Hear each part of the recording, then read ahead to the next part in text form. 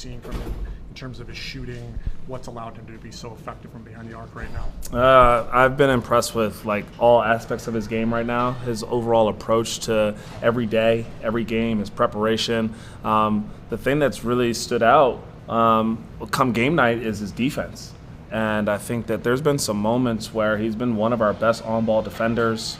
His shift activity still needs some work. You got to get those little arms out a little bit more to help us kind of like create more of a crowd and an illusion to protect the paint. But his activity on that end has been very impressive, and I think he's been holding his own and making it tough on offensive players. And then offensively, he just plays really well off of everybody. He's not really forcing it. I do think last game we probably all forced it a little bit too much versus all their heavy shifts, but overall, those other previous 3 games, he's making great rim reads, keeping it simple. Guys are getting offensive rebounds, and he's just catching and shooting and taking what the game gives him. Do you feel like, obviously the offense is playing really well right now, do the other guys on the team feel sort of the spacing opening up a little bit more, having guys like him? LaMelo's obviously shooting well. Do you feel that spacing kind of being much more than it was, say, last year? The thing that I feel more is our ball movement. I think that the ball movement and the willingness to respect each other's space is helping out a ton. The fact that, Melo's going to pass ahead to Khan or pass ahead to Miles, and then now Melo's, I think, getting more catch-and-shoot threes because he's allowing other people to play make.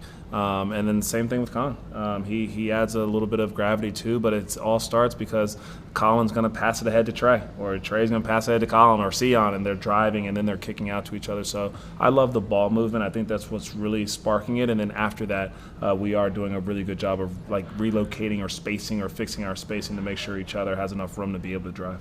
Seems like Sion James didn't get that much run in the summer league, and now he's like a stable player in this rotation. What did he do to make you guys say, hey, this guy has to play? And was he like an ace in your pocket then when you knew, hey, this guy's good, just kind of keep him in the background? No, I mean, he actually got hurt during summer league, if you remember. So I think that like half of the summer league struggles was just him trying to battle through some things, going through a college season, going through all the pre-draft process stuff, us taking a little bit of a cautious approach to make sure we got him in a place that he'd be ready for the season.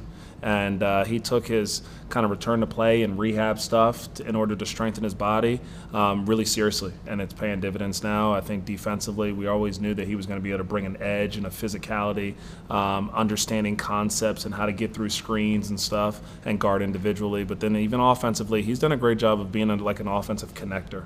I think that he stays in his lane. He's willing to drive the ball, get a piece of the paint, not try to do too much and kick out, offensive rebound, some of his screening and the versatility to either be able to hit under or slip and then make plays after that.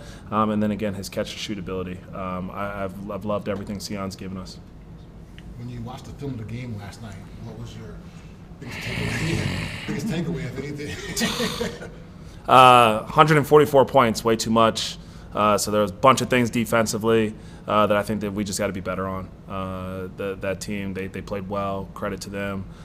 Their style is something though where it's kind of like the fundamentals of the game. It's transition defense. It's being able to guard the ball and keep it out the paint, and then be able to finish possessions. And I thought those 3 areas we could have been a little bit better. And then offensively, our offense has been in a good spot previous to last night. I just think the ball stuck a little bit too much. Some of their switching, I think, slowed us down, and we played a little bit, maybe more ISO than we've played the last couple games before that. So, end of a road trip after a back-to-back and stuff. So part of that is, trying to get yourself into like game shape and going through the rigors of the season. But no excuses. We got to be better on both ends of the floor. How is Brandon doing? How is he doing in terms of his rehab and trying to get back to play right now? Yeah, I would say no timetable for Brandon right now, but rehab is going well. His spirits are good. He's been able to get a little bit of work on the court, and so we're just kind of evaluating him day to day, but I think that he's making good progress. And then with the rookies, you mentioned Sion earlier. His three-point percentage, I guess, is way up there. It's like 70%, something way up there. Kalkbrenner's up in terms of his field goal percentage, way up in the league.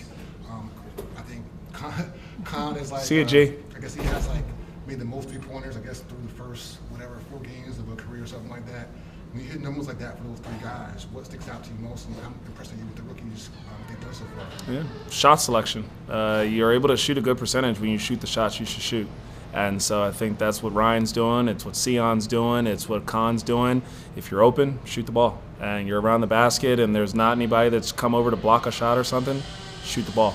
And so I think I've been really happy with just their ability to not try to take too many contested shots or do too much.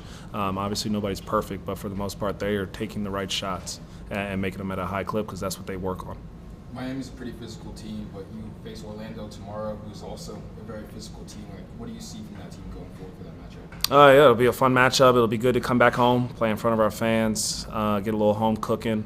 But I think that, like you said, they're a big physical team, struggling a little bit defensively right now. But they do have a great presence to them, great size, and so we got to be ready for that level of physicality, which I think that we've been tested in the previous games.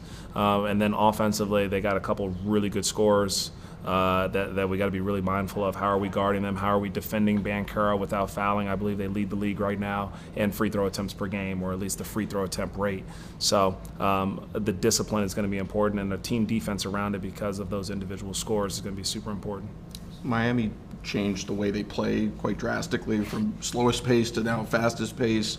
Orlando made a big addition with Bane. You guys have been healthier now, and that probably has altered the way you played when you're going into a new season. How long does it take to adjust or get the film study on a team that makes a major change in the way they approach the game? Yeah, it takes everybody a little bit of time to adjust, and now you're out there playing with different guys who like to do different things, and so you just got to get a feel for one another.